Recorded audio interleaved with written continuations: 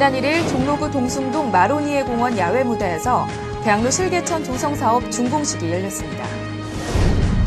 지난 1일 종로구 숭인동 숭인근린공원에서 단종비 정순왕후의 추모 대제가 열렸습니다. 서울 도심에서도 실개천을 볼 수 있게 됐습니다. 아스팔트와 콘크리트 숲속에서 처음 복원된 실개천이 묘한 정감을 주고 있는데요. 대학로 실개천 조성 사업 준공식 현장을 종로 주간뉴스에서 다녀왔습니다. 넓은 인도 한켠에 억새풀과 수초가 어우러진 작은 물길이 났습니다. 평소 지나기에만 바빴던 길에서 잠시 발걸음을 멈추고 낭만에 젖어봅니다. 서울시는 지난 1일 대학로 마로니에 공원 야외 무대에서 대학로 실개천 조성 사업 준공식을 개최했습니다.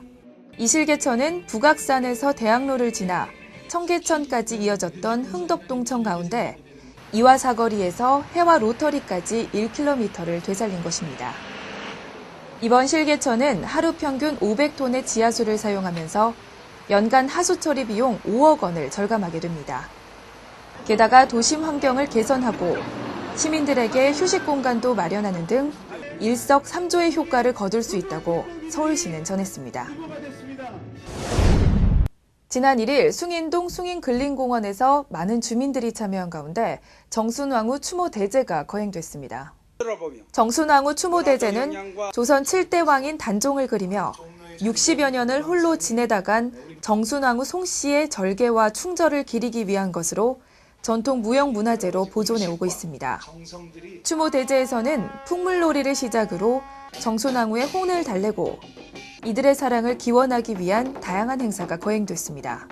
숭인 일동에 위치한 동망산의 동망봉은 동쪽을 멀리 바라본다는 뜻으로 어린 나이에 단종과 헤어진 정순왕후가 단종의 유배지인 영월을 바라보며 명복을 빌었던 슬픔이 서려 있는 곳입니다. 11월 첫째 주 단신입니다. 지난 29일 종로구는 정철 선생의 생가터인 청운초등학교에서 송강 정철 12 제막식을 열었습니다. 가로 2m, 세로 1m 크기의 오석 5개에는 관동별곡과 삼위인곡, 성산별곡, 훈민가, 한시 2편을 새겼으며 비석은 학교 담장을 따라 세워졌습니다. 우리 가사문학의 백미로 꼽히는 삼위인곡, 관동별곡 등을 남기신 송강 정철 선생님의 시비가 청운동에 건립이 돼서 자랑스럽고 정말 기쁩니다. 종로구가 주최하고 송강 문화선양회가 후원하는 이 12제막식은 선생의 문학세계를 기리고 전통문화 확산에 기여하기 위해 추진됐습니다.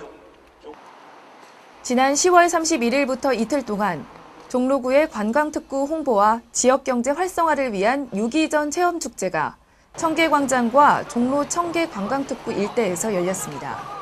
유기전은 조선시대의 독점적 상업권을 부여받아 비단, 면포 등 6가지 국가수요품을 조달 및 판매하던 국가공인의 큰 상점을 말합니다. 이번 유기전 체험축제를 통해 조선시대 유기전의 모습과 종로 청계 관광특구의 다양한 종류의 상가들을 알리는 성과를 기대하고 있습니다. 커피를 소재로 한 드라마 촬영 장소였던 종로구 부암동의 한 카페에서는 특별한 1일 찻집이 열렸습니다.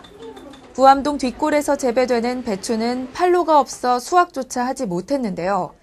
이번 1일 찻집에서는 따뜻한 마음을 나누기 위한 손님들로 북적였습니다.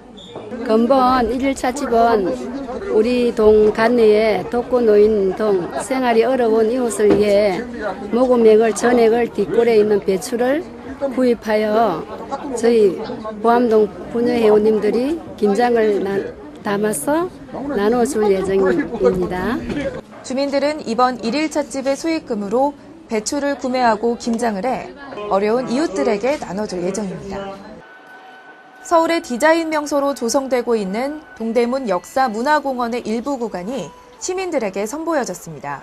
동대문 운동장 아래 묻혀있다 발굴된 서울성곽은 웅장한 옛 모습 그대로 복원됐습니다.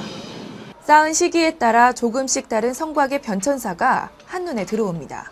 조선시대 군사시설인 하도감터를 비롯해 공사 과정에서 발굴된 소중한 문화유산으로 체험학습 공간도 꾸며졌습니다. 오늘 문을 연 동대문 역사문화공원 성곽과 이간수는 치, 하도감통 등이 발굴이 된 장소입니다. 어느 도시나 역사에 기초한 도시 디자인이 굉장히 의미가 깊고 그리고 하나의 도시의 랜드마크로서의 가치가 매우 큽니다. 아직은 절반의 완성이지만 앞으로 2년 뒤쯤에 디자인 플라자가 완성이 되면 과거와 미래가 공존하고 동양과 서양의 대표적인 건축 양식이 공존하는 그런 대표적인 상징 공간이 될 것입니다. 역사 문화공원으로 탈바꿈한 옛 동대문 운동장 일대는 오는 2011년 초대형 디자인 컨벤션 센터까지 완공되면 과거와 미래가 공존하는 서울의 대표 명소가 될 전망입니다. 지난 27일 바르게 살기 운동 종로구 협의회의 주최로 보행자 우측 통행 캠페인이 실시됐습니다. 1921년부터 유지되어 온 보행자 좌측 통행은 우측 보행 시 보행 속도가 최대 1.7배까지 증가하고 충돌 횟수도 24% 감소한다는 연구 결과에 따라 올 10월부터 우측 통행으로 시범 시행되고 있습니다. 종로 3가 역사 안에서 열린 이번 캠페인은 지하철 이용 승객들을 대상으로 보행 환경 개선을 위한 다양한 홍보 활동을 펼쳤습니다. 지난 29일 종로구 해화동 주민센터에서 제2회 전통 지풀공예 솜씨 겨루기 대회가 열렸습니다. 이번 대회에서는 종로구에 거주하는 65세 이상 어르신들 50여 명이 참가해 집신, 또아리 등의 공예품으로 솜씨를 뽐냈습니다. 종로구는 우리의 전통 문화인 지풀공예를 통해 옛것의 소중함과 조상들의 슬기로움을 알리기 위해 이번 대회를 개최했다고 밝혔습니다. 지난 10월 31일 지하철 종강역에서 종로 르네상스 한자 한문 대회가 열렸습니다. 이 대회는 전국의 학생들과 일반인들의 한문 학습 의욕을 고취하기 위한 목적으로 2005년부터 매년 독서 문화광장인 종로 르네상스 광장에서 열리고 있습니다. 이렇게 참가하게 되는 것도 너무 기쁜데 이런 대회가 앞으로도 계속 이어졌으면 좋겠고요. 한자 한문 교육이 지금보다 더욱 주목을 받아서 많이 활성화가 됐으면 좋겠습니다. 시상은 부분별로 장원 1명, 차상 2명, 장녀 3명을 선발해 상장과 장학금 및 독서 지원금을 수여했습니다. 지난 28일 서울대학로 예술디자인센터에서 시각장애인 사진 전시회가 개최됐습니다. 상명대 사진영상 미디어 전공 학생들은 시각장애인들에게 카메라 사용법과 사진 촬영 교육 등 전시회 준비 활동을 지원했습니다. 전시회에는 시각장애인들이 직접 북한산, 남산 등을 다니며 촬영한 작품 60여 점이 전시됐습니다. 사진을 눈이 아닌 마음으로 찍겠다는 시각장애인들의 작품이 세상에 빛을 보는 의미 있는 전시회였습니다. 이번에는 11월 첫째 주 종로구 소식 전해드리겠습니다.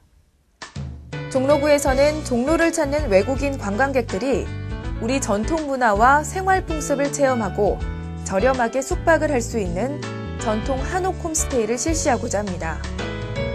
우리의 전통 문화와 종로를 알리고 세계인들과 생생한 문화 교류의 기회를 갖게 될 홈스테이 운영자를 다음과 같이 모집하오니 한옥 거주 주민 여러분들의 많은 참여 바랍니다.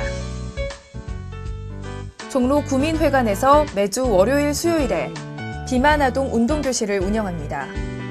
체지방 측정 및 혈액 비만 검사를 통해 각자에 맞는 운동 프로그램으로 운영되오니 관심 있으신 분들은 아래 내용으로 문의하시면 더 자세한 상담을 받으실 수 있습니다.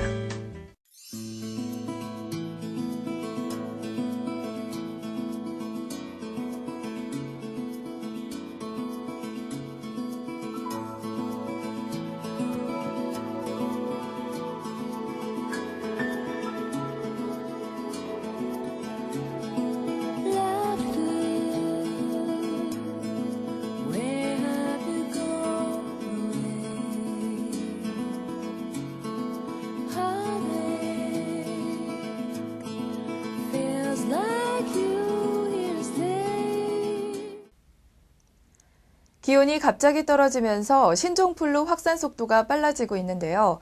춥다고 밀폐된 실내에만 있을 경우 바이러스가 더 쉽게 전파될 수 있으니 자주 환기를 하고 실내외에서 마스크 착용을 습관화하여 신종플루를 예방하시기 바랍니다. 올바른 신종플루 예방법으로 건강한 한 주 되시길 바라며 11월 첫째 주 종로 주간 뉴스 마칩니다. 시청해주셔서 고맙습니다.